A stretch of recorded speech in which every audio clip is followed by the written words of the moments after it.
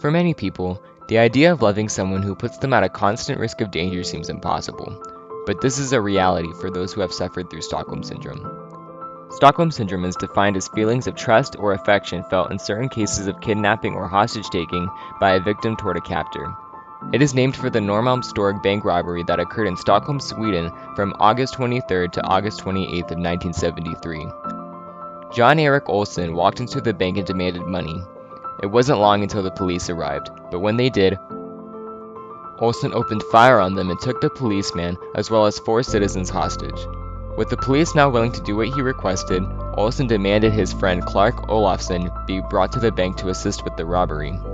As the two continued to keep their hostages in captivity, something strange happened. The men exhibited acts of kindness, such as draping a wool coat over a shivering woman towards the hostages, causing the hostages to see Olsen and Olofsson in a new light. They now feared that the police would resort to violent actions and harm the men.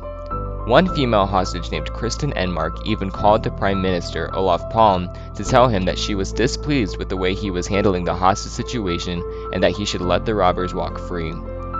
Eventually, a gas attack was used by the police and the 2 men surrendered.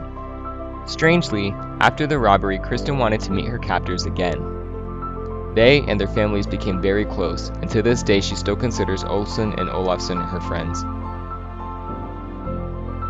Since the Norrmalmstorg bank robbery, there have been other notable cases that experts would come to identify as Stockholm Syndrome. The one that garnered the most attention in the media was that of Patty Hearst's. Patty was born into a very wealthy family and lived quite happily until she was abducted at age 18. A terrorist group called the Symbionese Liberation Army kidnapped her and planned on holding her for ransom. Then, Patty shocked the world when it was revealed that she had joined their cause. She carried out crimes like bank robberies with the group, and when they were apprehended, she was sentenced to 35 years in prison. However, this was cut short by President Jimmy Carter, who declared that she was a victim. Elizabeth Smart was abducted at the age of 14. There had been multiple times during her time with her captor that they were in a public place, giving her a chance to escape. Her reluctance left the public scratching their heads and led psychologists to quickly label her case as Stockholm Syndrome. Natasha Kampusch was abducted at the age of 10. She was held for 8 years by Wolfgang Priklopi, and during this time she said she had suffered little abuse. Eventually, at the age of 18, she escaped after being left alone at his home. Shortly after Natasha's escape, Wolfgang committed suicide. Upon hearing this, Natasha was devastated. She wept for him, attended his funeral, and visited the home where she was held captive quite frequently.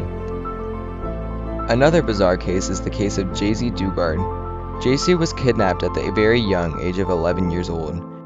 Her kidnapper, Philip Garrido, was a convicted rapist and forced JC to give birth to 2 daughters during her captivity. When she and her daughters were eventually rescued due to Philip's strange behavior in public, she had a lot to say about her captor. She called him a great man and said that he was great with kids. Her daughters cried when they heard the news of Philip Garrido's arrest. All of these bizarre cases occurring in the past few decades have increased interest in the topic of Stockholm Syndrome and have left many people questioning what exactly causes it. Since Stockholm Syndrome is still a relatively new disorder, experts have yet to pinpoint an exact cause.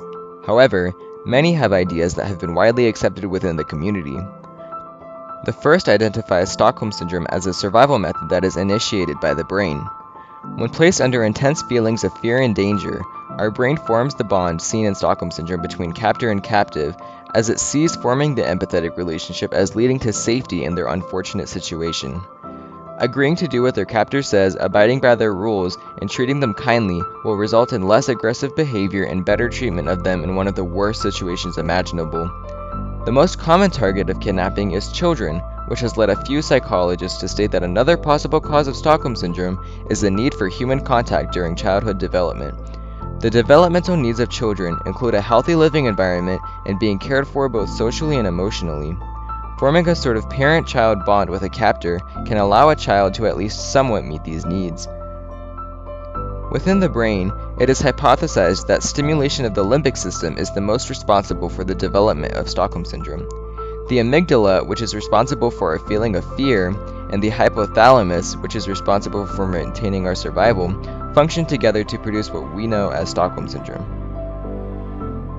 Some experts have been ambitious and have made applications of Stockholm Syndrome that transcend bonds between people, although the question remains whether or not they truly qualify as Stockholm Syndrome. One of these unique theories was created by D. Graham and is called Societal Stockholm Syndrome. Societal Stockholm Syndrome is a radical feminist theory and states that within our society, all women are metaphorically held captive by all men. They are forced to appeal to men due to the current power imbalance in our society in order to maintain a successful career and keep a positive image. Products like makeup or expensive clothing would also contribute to keeping women hostage, as they require that they hand over their money in exchange for respect. Stockholm Syndrome has also been applied to the Cold War by Philip Palevsky. Palevsky states that the international relations between the Soviet Union and Western Europe during the Cold War was very hostage-like, as there was a constant threat of war or violence by the Soviet Union, and it was in the best interest of many countries to simply do what the Soviet Union desired in order to avoid conflict. Again, these theories severely push the bounds of what Stockholm Syndrome can be applied to, but they are important to be noted as they help in shaping what we know about the syndrome. Currently, there is no known cure for Stockholm Syndrome, but as we learn more about it, we learn how to treat victims.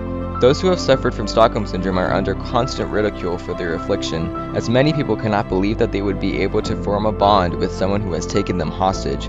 Victims are criticized for not escaping sooner and for doing what their captor says, when they should instead be receiving help in order to overcome Stockholm Syndrome. In the future, therapy could be used as a coping mechanism for those suffering from Stockholm Syndrome, much like how there is therapy for victims of PTSD. Stockholm Syndrome is a tricky, complicated psychological phenomena that we are still studying, but every day we come closer to fully understanding this fascinating syndrome.